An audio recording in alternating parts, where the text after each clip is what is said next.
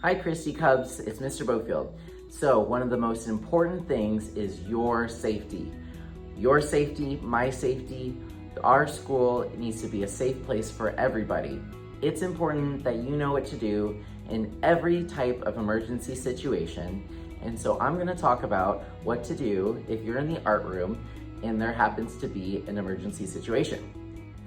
In every room, you should see some emergency standard response protocol posters. These tell you what to do in one of the 5 different emergencies that could happen. The first one is called a hold, second, secure, third, lockdown, 4, evacuate, and the last one is called shelter.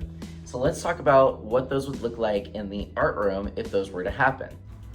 All a hold means is that we need to avoid the hallways. So it means I need to close the door, make sure there's no one in the hallway. And so that's all we literally do.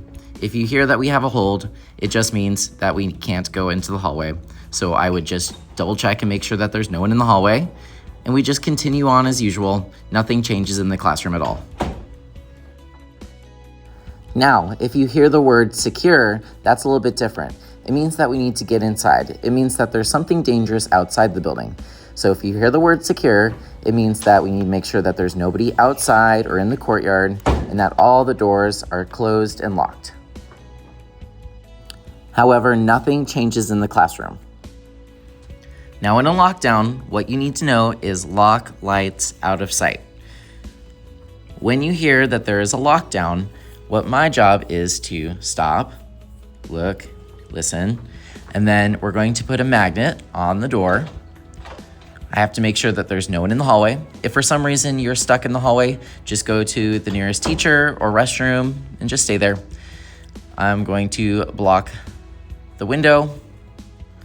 We will turn off the lights.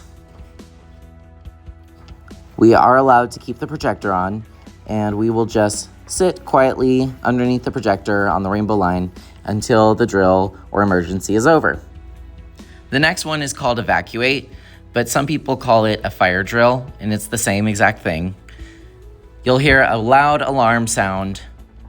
Whatever you are working on, you need to put it down. You can't take it with you. It's an emergency.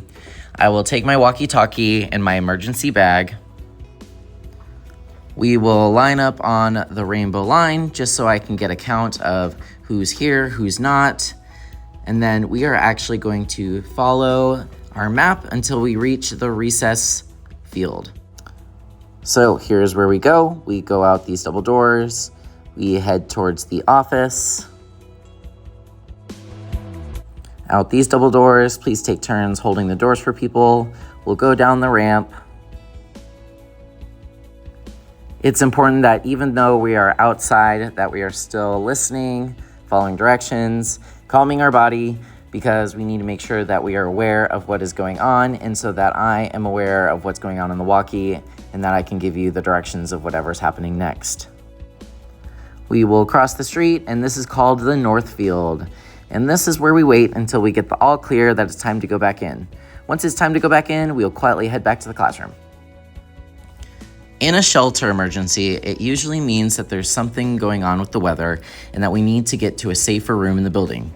Luckily, the art room is one of the safest rooms in the building because there's no outside windows. So if you hear this, you're actually in the right place. There might be some people joining us, but all you gotta do is just head to the front of the room, hold your head, and then do what's called a yoga pose, which they describe as the rabbit yoga pose, even though I don't think it really looks like a rabbit to me. Because I care about your safety so much, if it turns out to be a drill, then I'm going to reward you with a party of your choice. It could be a glow-in-the-dark party, could be a popsicle party, anything, as long as it went well. However, if you choose not to follow directions, then I do have to call home. I do have to make a note of it, and there does have to be a consequence. So please make sure that you're following directions. Drills, emergencies, they are really critical. Could mean that someone could get hurt if you do not follow instructions. So I take them super seriously. Let me know if you have any questions, and have a great day, Christy Cubs.